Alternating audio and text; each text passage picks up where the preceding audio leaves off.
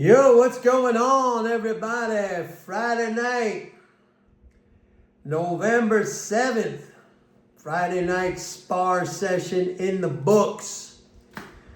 You know, one of the best things you can do to just really work on your discipline and mental toughness and resilience is like, if there's something you don't want to do and you really don't want to do it, you force yourself to go do it. That's how I felt tonight. Like, I was thinking, man, it's Friday. Maybe I'll just chill. You know, I was a little bit tired from the week, waking up early, working out, work, stuff like that, markets. I'm tired. Maybe I'll just stay home and chill. And then I said, no, I'm going to make myself go. And I made myself go. And then I sparred like 4 or 5 rounds, and it just makes you feel great. It makes you feel great, first of all, doing the physical exercise. And second of all, just that you did it when you didn't want to do it. So like whenever you're faced with something like that, I say push yourself to do it. It's a really, really beneficial behavior when you do, when you act like that. Anytime you don't want to do something, and I'm talking about like if it's a positive, beneficial thing, obviously exercise, you don't feel like doing it, you do it. So that just reinforces a discipline and a mental toughness, and it's good. All right, markets pretty much bounced back. Look, I sent out an email to my subscribers sometime around midday when I said, I was looking at the charts that showed commitments, CFTC. I know CFTC hasn't been releasing those commitments data since the shutdown. But I looked at the recent historical on a chart, and I saw, I forget what level, it was like 24,880, something like that, 25, somewhere on there. Anyway, near the lows of the day, I sent out an email saying, there's probably some good support at these levels. I think NASDAQ was down, I don't know, maybe 300-400 points at the time. Dow was down.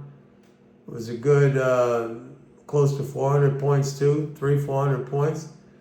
I sent that out, and sure enough, we held that support. The reason I said that was because I saw in that commitments data, that was a level, and I'm sorry, I don't remember the level off the top of my head, but it was near the lows of the day. That was a level where dealers, previously were buyers.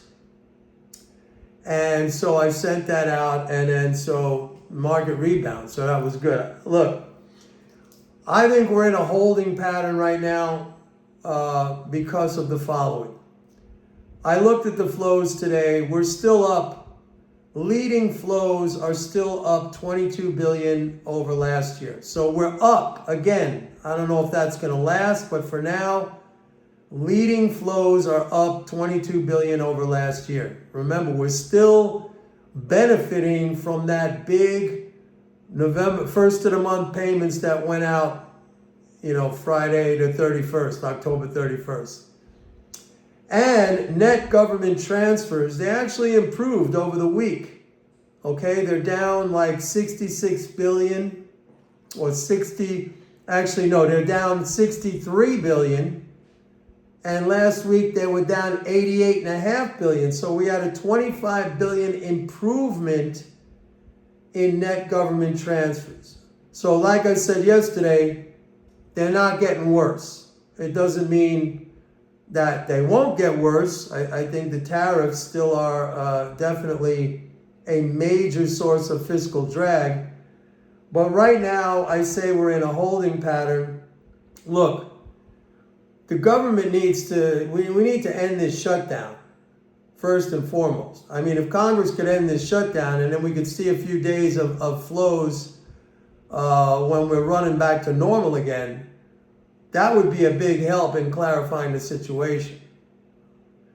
The other thing is the tariffs. We're still waiting to hear from the Supreme Court on what they're going to do, but somebody sent me something yesterday saying like Trump has other options. Even if the Supreme Court shoots it down, I don't think Trump is going to back off. He's got other options. I don't know what those options are off the top of my head, but I don't think he's going to back off. So we need to get the government shutdown ended. I mean, this is ridiculous. This is a record length of time that the government has been shut down, and it's no way to run a government. I mean, this is banana republic stuff. This is bullshit. But we are in a holding pattern, and I think that is also justified. I'm justified in saying that because next Friday, we're going to get a quarterly interest payment. And these interest payments now, they're bigger than the prior year. So just because there's more debt outstanding, quote unquote debt, treasuries outstanding. So that's going to be another big leading flow, probably around 100 billion when we get that next Friday. And then I said, that's the peak of the cycle in terms of the flows. And then we got to see what's going on with the tariffs. Remember, the third week of the month, we get that big tariff drain. It's usually like on a Wednesday or a Thursday in the third week of the month. So what would that be? That would be like, that would be like the 20th, November 20th. We get that big tariff drain, which last month was 23 billion. We're running at about 400 million a day. So that's times 20, that's 8 billion. And 20, we're running like around 33 billion drain every month.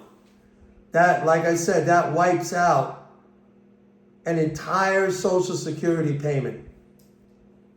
And that that equates to like over 400 billion, like a 425 billion drain annually at this rate. If tariffs go up, remember the China tariffs, they're on hold right now till they finalize their deal, till Trump finalizes his deal with Xi. So we're in a holding pattern. But that's better than being in a dive. Although I don't mind the dives because that gives me the opportunity to add to my holdings. So I don't mind that. So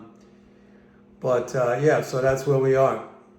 That's the update for today. It's a little bit late. It's 10 after 8 East Coast time. I'm back. I'm gonna cook myself a steak. Maybe tomorrow I go fishing. I don't know. So that's about it. Yeah, there was another thing I wanted to mention. Like, remember a couple of weeks ago,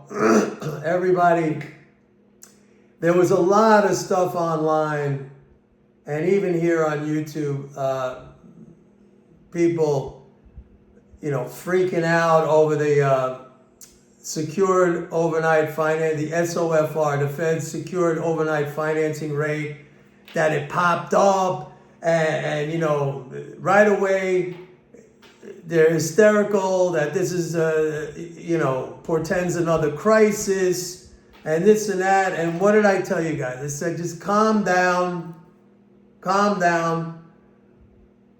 The Fed will take care of it if it needs to take care of it, which it added some reserves. And then I said also just those November 1st of the month payments, 150 billion, that right there. So, it popped up. It was like, at 422%, 425. It's back down to 3.9%. Like I told you guys was going to happen. I was just like, calm down. Everybody has to make like a crisis out of everything. Oh, the SOFR, the overnight financing rate is shooting up. Oh, it's a liquidity crisis. It's a shortage. Calm down, man. It's right back down again. I mean, like, So yeah, every time stuff like that happens, look, I told you guys in 2008, when we had the GFC, the Great Financial Crash, the Fed made a lot of mistakes, but it learned from those mistakes. Not that it doesn't make any more mistakes. I mean, we've seen, since then other things, but they're minor compared to what happened in 2008. I went through that whole thing. I explained that whole thing, and that was Bernanke. Finally, he caught on. He figured it out. And now they have a model. They know how to handle these things. All right. Sometimes they do some stupid things, like I talked about last week. But in general, when you see something like this, and when you hear everybody starting to freak out, liquidity crisis and this and that, I mean, just come here and listen to the channel, to what I tell you, or ignore it. Anyway, that's it for tonight, folks. Thank you for watching my video. I'm going to go grill my steak. And don't forget to like and subscribe. It helps the channel very much. I'm shooting for 11,000 now. Thanks to you guys. And please go to my website, pitbulleconomics.com, and sign up for a 30-day free trial to MMT Trading. Have a great weekend. Bye.